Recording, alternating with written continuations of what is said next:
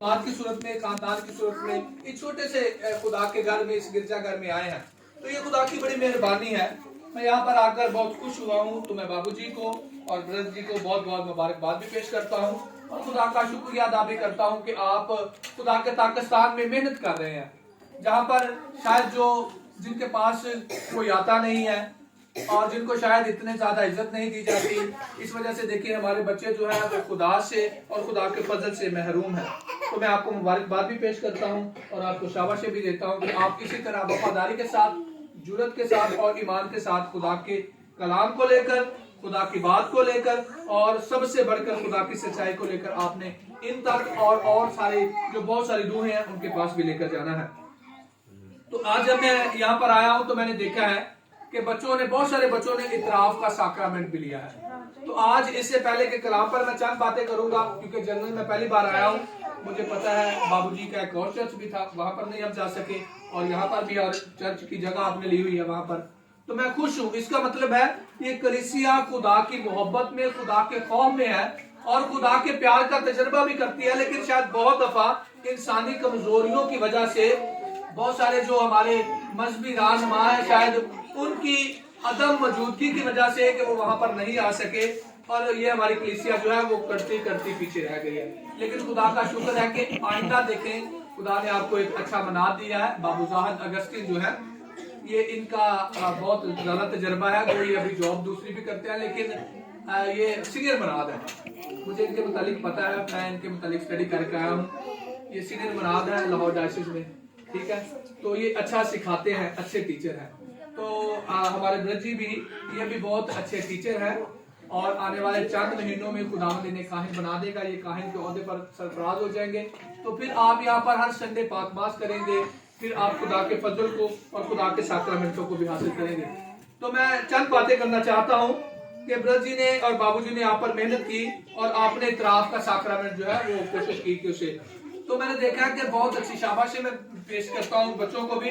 लेकिन बहुत सारे बच्चे हैं वो आए हैं, फादर जी हमें बरकत दें। देखें, अतराफ पहले क्लियर ये होना चाहिए, आपने आइंदा भी जब भी इतराफ करवाना है। यहाँ पर मैंने उस दिन भी, मैं जहाँ किसी और जगह पे इतराफ सुन रहा था, तो मैंने बताया था कि आपने इतराफ किसी इंसान के सामने नहीं कर रहे, अगर आपको ये याद हो, क्योंकि जो काहिन है वो दूसरा मसीहा उसे कहा जाता है और आप मसीह के हजूर जो है अपने गुनाहों का इतराफ करते हैं। ये मत ख्याल करें कि फादर आपको शायद वो बुरा देखेगा और शायद आप, और मुझे हमें तो चेहरा भी याद नहीं होता, इसलिए आपने देखा हम तो खामोशी के साथ ऐसे, हमें नहीं पता होता कि कौन है। हम तो खुदा के रहम को पुकारते हैं और खुदा से आपके लिए माफी चाहते हैं। लेकिन बहुत सारे बच्चे जो है वो जान छुड़ाना चाहते हैं। आपकी जब बारी आती है, सानू गुनाह करने लगे, डर नहीं लगता, तो इतराफ करने लगे, सानू बड़ा डर लगता है, फिर हम डरते हैं, फिर हम परेशान। और फिर एक बड़ी जनरल सी बात है, हमें याद नहीं है, लड़ाई इन्होंने 6-6 महीने वाली याद होगी। दूसरी बातें अपनी पसंद की बातें होगी, वो लंबी लंबी याद होगी।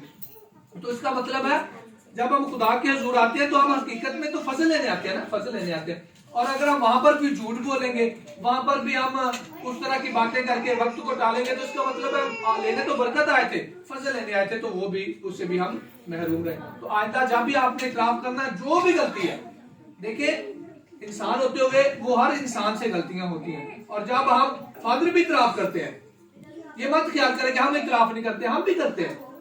हम भी खुदा के हजूर अपने काहिन भाइयों के सामने, खुदा के सामने हम भी इतराफ करते हैं। इसी तरह जैसे आप जाते हैं, हम, हमारे पास बरकत भी होती है, तो हम भी कहते हैं फादर जी हमें बरकत दे ताकि आप बेहतर तरीके से इतराफ कर सके। तो फादर इसी तरह करता है।